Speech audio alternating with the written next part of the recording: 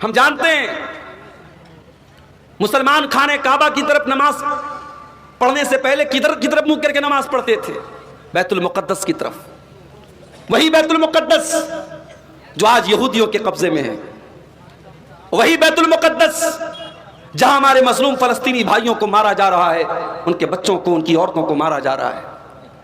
اسی بیت المقدس کی طرف چہرہ کر کے اللہ کے نبی نماز پڑھتے تھے.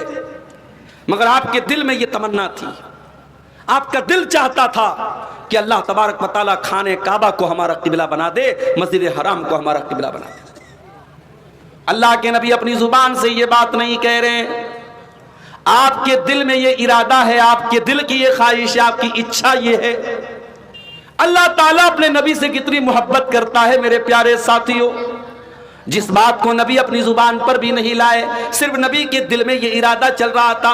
اللہ نے قرآن میں فرمایا قد نرا تقلب وجهك في السماء فلنولينك قبلة ترضاها. اے نبی، جب آپ نماز پڑھتے ہیں اور بار بار آسمان کی طرف دیکھ کر کے آپ انتظار کرتے ہیں کہ اے اللہ تیرا کوئی حکم ایسا آ جائے، ہمارا قبلہ بدل دیا جائے، ہمارا قبلہ خانہ کعبہ کو بنا دیا جائے.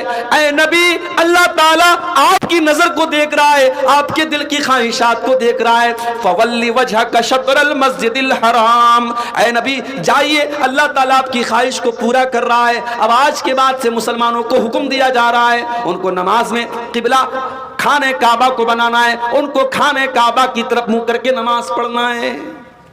یہ مقام ہے ہمارے نبی کا. ہمارے نبی کے دل کی جو خواہش تھی، اللہ تعالیٰ نے اس خواہش کو پورا کر دیا میرے پیارے بھائی. پورا قرآن آپ اٹھائیے، اللہ نے موسیٰ علیہ السلام کا نام لیا، کہا یا موسیٰ. عیسیٰ علیہ السلام کو پکارا، کہا یا عیسیٰ. داؤد علیہ السلام کو پکارا، کہا یا داؤد. لیکن پورے قرآن میں کہیں پر آپ کو یا محمد نہیں ملے گا.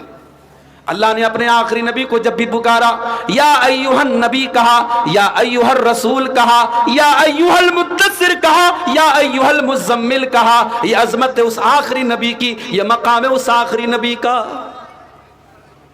اس نبی کا مقام تو یہ ہے میرے پیارے بھائیوں. جب اللہ کے نبی معراج کے سفر پہ جاتے ہیں، بیت المقدس میں آپ پہنچتے ہیں، آپ فرماتے ہیں رأیتنی فی جماعت من الانبیاء. میں نے دیکھا کہ وہاں بہت سارے انبیاء کی جماعت موجود ہے.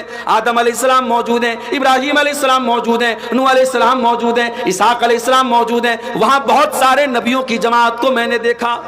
فحانت الصلاۃ، اتنے میں وہاں نماز کا ٹائم ہو گیا.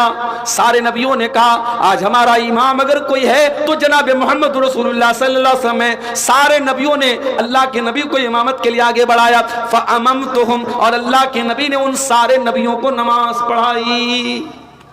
یہ ہے ہمارے نبی کی عظمت. نبیوں کی امامت آپ نے کرائی ہے. آپ نبیوں کے امام ہیں، امام الانبیاء ہیں، امام کائنات ہے میرے پیارے ساتھیوں. ہمارے نبی کی شان یہ ہے کہ آپ اللہ کے آخری نبی ہیں. آپ کے بعد اب دنیا میں جو بھی نبی بننے کا دعویٰ کرے گا وہ مکار مانا جائے گا، وہ دجال مانا جائے گا، وہ جھوٹا مانا جائے گا. اللہ کے نبی کے بعد اب کوئی نبی نہیں آ سکتا.